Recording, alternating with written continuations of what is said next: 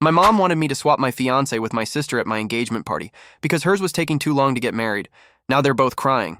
Yesterday was my engagement party, and I'm here to tell you what my stupid mom and my stupid sister did. To give you some context, I'm engaged to my fiancé, Leo. It was our engagement party. He recently proposed to me during our trip to Greece, which I loved because I love that country. After returning home, we decided to have a small, intimate gathering at our house to celebrate our engagement.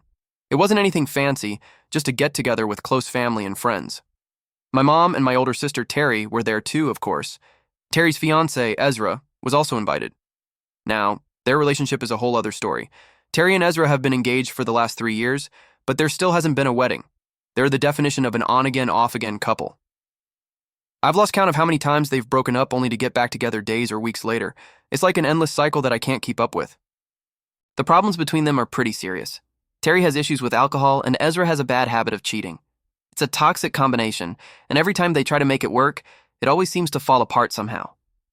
Despite all this, they've managed to stay engaged, trying to make it work, and for some reason they keep coming back to each other.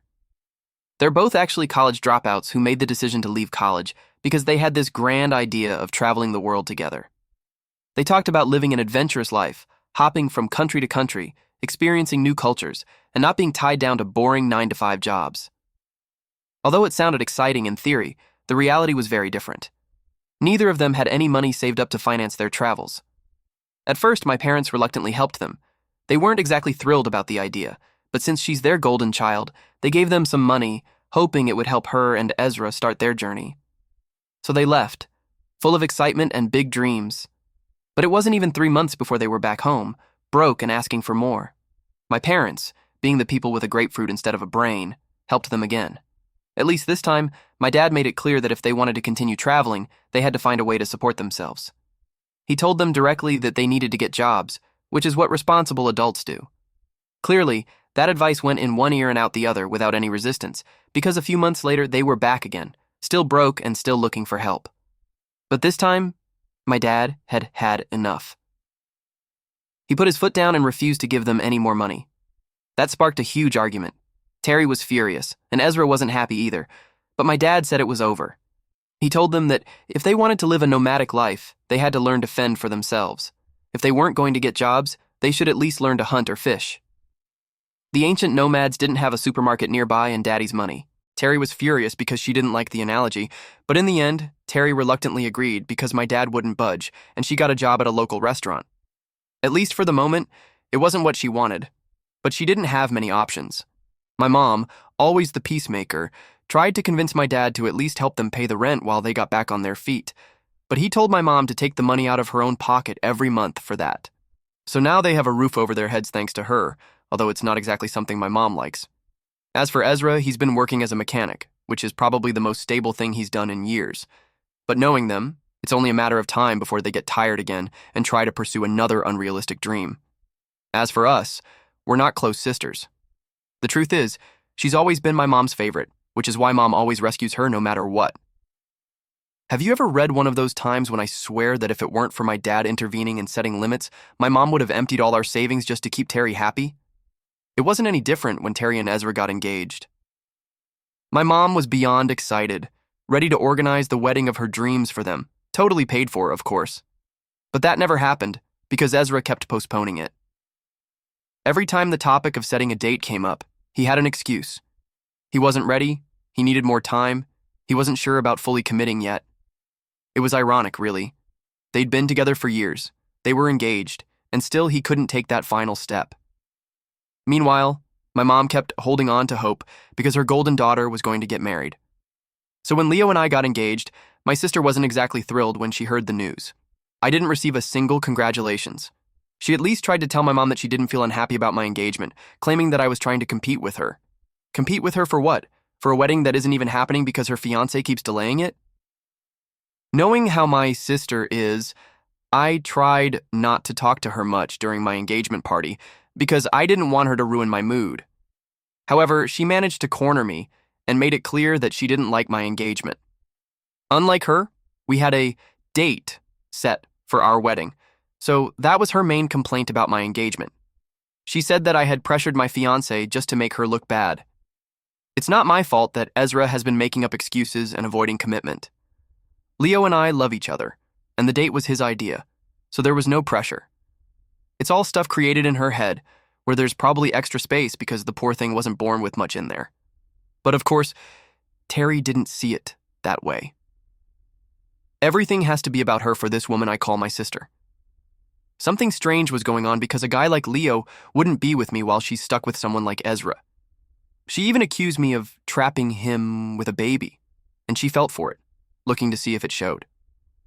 The problem is that I've always felt like my sister has had a kind of secret crush on my fiancé for years. With me, she's cold, dismissive, sometimes even rude. But the moment my fiancé walks into the room, she suddenly transforms. She's sweet, she smiles, she behaves charmingly. It's weird. Take, for example, the announcement of my engagement. She refused to congratulate me, but she had no problem giving Leo a long hug. This behavior isn't new either. Terry has always been strangely flirtatious with Leo whenever she has the opportunity. Sometimes it's subtle, but other times, it's so obvious that it's embarrassing. When there's alcohol involved, her behavior gets even worse.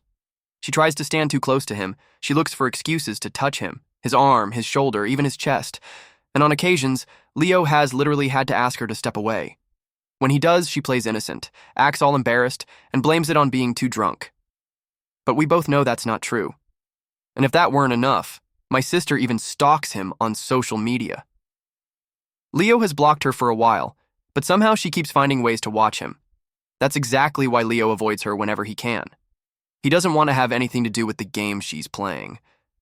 So, I told my sister to back off and reminded her that, unlike her fiancé, my partner actually loves me and wants to settle down with me. I made it clear that if she couldn't be happy for me, that was fine. But she didn't have to go around insulting me just because I had finally found happiness while she hadn't. Her face turned red with embarrassment, and I left her there. As the night went on, I made sure to avoid getting near her. Leo could see how tense I was and tried to talk to me, but I couldn't tell him about my sister's insult.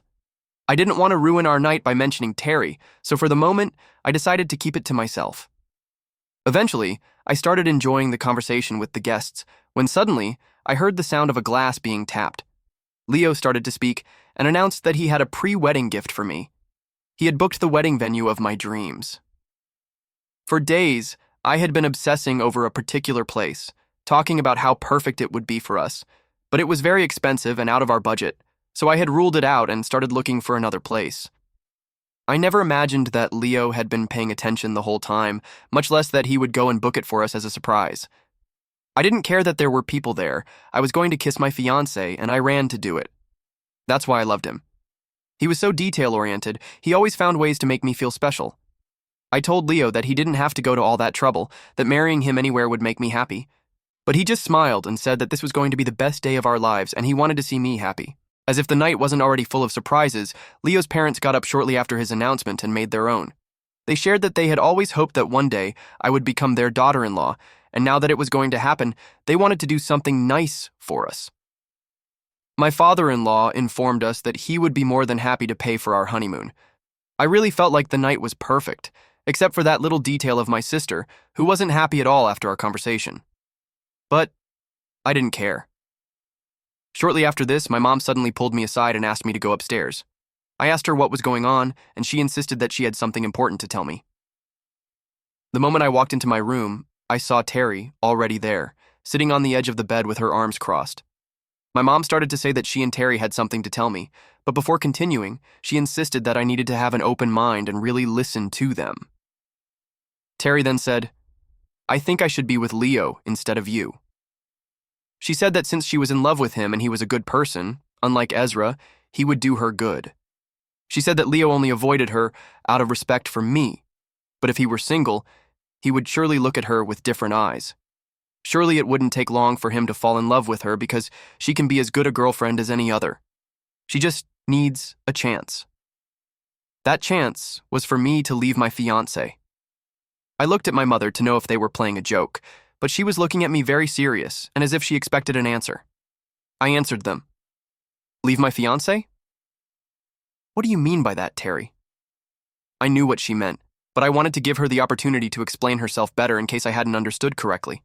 She said that I wasn't good enough for Leo because I didn't treat the family well, especially her, while she could be better, even a better daughter-in-law for his parents. I could feel my blood pressure rising, but before I could respond, she insisted that she had always felt that I wasn't as serious with Leo as he was with me, that I was young and immature, while she was ready to become a wife and have children. She had been for 3 years, and I only wanted to get married recently. She argued that all I had to do was break up with my fiancé, that he would be devastated by it, and she would then comfort him and they would become a couple. She even told me that I could stay with Ezra, that she wouldn't be jealous of me being with her ex. I knew that Terry had always been self-centered, but this is a level of entitlement and self-centeredness that has no comparison. And when they say that 2 heads are better than 1, they weren't thinking of my sister and my mother because they both thought this stupidity. I'm not going to deny that sometimes we all have a stupid idea, but those ideas never pass the test of saying it out loud. If you say something out loud and it sounds very bad, then discard that idea. But neither she nor my mother seemed to be passing this test. They were stuck on it, and it was very sad to see them struggling with it. At this point, our voices were already loud enough that surely other people at the party could hear us since we were arguing, or rather, I was telling them that they were stupid, that they were saying stupid things that were so stupid that they couldn't realize their stupidity. And it was at that moment when the door opened. Leo had noticed my absence and had come to look for me. He could see my face and realized that something was going on, so he asked me. Behind him, Ezra was standing. I turned to look at Terry and my mom because I knew there was a possibility that Ezra had heard everything. At least it seemed so by the wet cat face he had. I told my mother and my sister to walk downstairs and that when they got to the door, they should leave. The rest of the night, I stayed close to Leo, and he didn't leave my side. When it was time for everyone to leave, I told Leo what happened, and he said that my sister was crazy, but crazy to the point of wanting to dry her hair inside the microwave. He assured me that before marrying her, he'd rather marry my mother, which was saying a lot because before marrying my mother, he would rather buy a ticket straight to the sun. It's hard not to love him. Everything he did or said that night was perfect. At least my sister and my mother didn't ruin my night, but I needed to tell how crazy they are. Update 1. Many of you are absolutely right. Terry's behavior is that of a crazy woman who deserves to be tied up, locked in a padded room, the key thrown into a black hole, and the map to the location of the room burned. There's no way to sugarcoat it. Luckily, I trust Leo, and I trust that no man I want to marry is going to be with a crazy woman like that. I already told Leo that if he's going to cheat on me, at least do it with a woman who has gray matter. I don't know what color my sister's is. I would divorce him, but it would at least hurt me less that he changed me for someone who competes to be the living being with the fewest neurons. But that's how my sister is. She doesn't care about flirting in front of him and making him uncomfortable. To make things clear, I've always defended Leo. I've confronted Terry many times for her behavior, telling her to stop, telling her that what she's doing isn't right. I even slapped her once because even when I was telling her to stop with her games, she responded that she didn't care. Luckily for her, and unfortunately for my hand, I barely managed to graze her. But no matter how many times I've addressed it or how many family gatherings at my dad's house we've missed, she keeps insisting. And what happened on my engagement night has been another level. It's like they asked her how crazy she wants to be, and she just answered yes. The good thing about it is that we know who's not going to go to the wedding, which will save us some places, starting with my mother and my sister. But Ezra won't be there either, because I'm not going to invite him unless my sister doesn't go. Update 2. Many of you keep asking why I haven't exposed my sister and my mom to the rest of the family. The truth is that my fiancé and I are not that kind of people. Yes, we could easily expose them and get revenge, but honestly, we don't want to waste any more energy on such toxic people. Right now, I'm in one of the happiest chapters of my life. I'm excited to get married, and I refuse to let family drama take it away from me. I don't want to create tension or force anyone to take sides. Instead, I've made the decision to simply cut ties with my mother and Terry. That said, I talked to my dad because he deserved to know the whole story of why I'm cutting them off. Needless to say, he was furious. He gave my mom a good scolding for how ridiculous it was to support her in this, and he assured me that I'm making the right decision. No matter what happens, I'll continue to have a relationship with my dad. In the end, this has nothing to do with him, and I'm not going to let Mom and Terry's actions take him away from me. He's still invited to my wedding, and if my mother protests, he said that he doesn't care, that he's not going to miss his daughter's wedding. It's enough to have been waiting 3 years for his other daughters. Update 3. Well, something interesting has happened. Apparently, Terry's fiancé, Ezra, heard everything that was said that night.